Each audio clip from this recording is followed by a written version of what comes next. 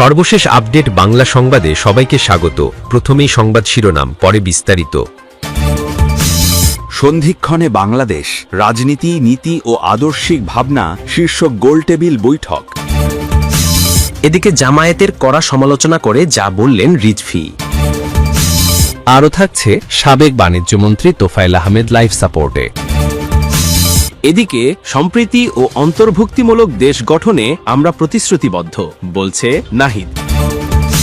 এবং সর্বশেষ থাকছে প্রবাসীদের ভোটার বানাতে নেতাকর্মীদের কাজ করার নির্দেশ তারেক রহমানের।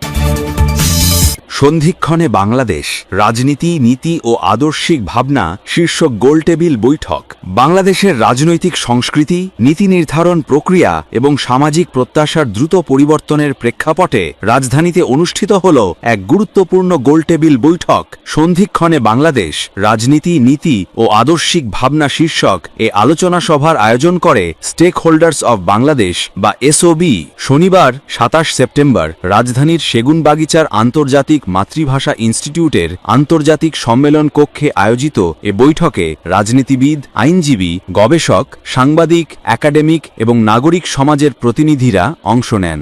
গোলটেবিল বৈঠকের প্রথম রাউন্ডে কথা হয় বাংলাদেশ তথা দক্ষিণ এশিয়ায় ডানপন্থী রাজনীতির দিকে ঝুঁকে যাওয়ার প্রবণতা নিয়ে। দ্বিতীয় রাউন্ডে প্রত্যেক বক্তার সঙ্গে ভিন্ন ভিন্ন প্রাসঙ্গিক বিষয়ে আলাপ হয়। তৃতীয় রাউন্ডে ছাত্র নেতাদের কাছ থেকে শোনা হয় জুলাইয়ের ঐক্যে ফাটল ধরার কারণ।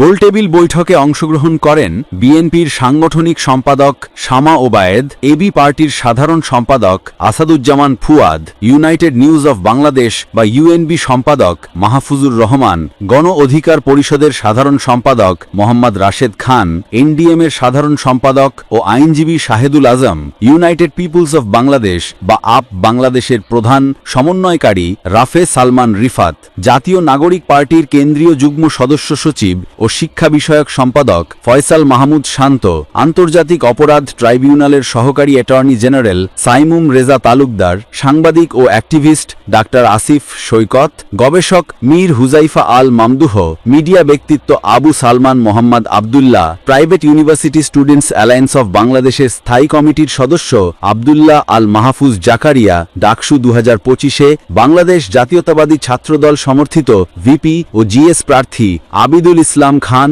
এবং শেখ তানভীর বাড়ি হামিম এবং বাংলাদেশ গণতান্ত্রিক ছাত্র সংসদের মুখপাত্র আশরেফা খাতুন।